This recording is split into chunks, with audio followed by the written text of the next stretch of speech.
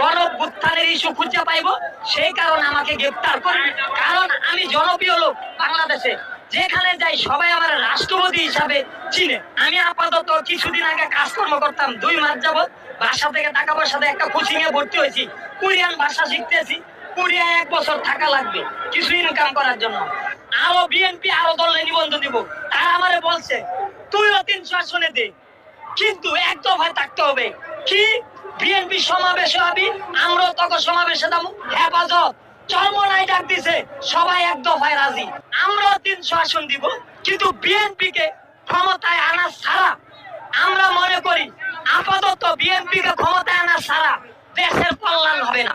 এই দেশে প্রধানমন্ত্রী, রাষ্ট্রপতি, এমপি মন্ত্রী হয়ে এই হাসিনাকে বিদায় করব। সেই কারণেই আমার আসলে রাষ্ট্রপতি পদে দাবি করা।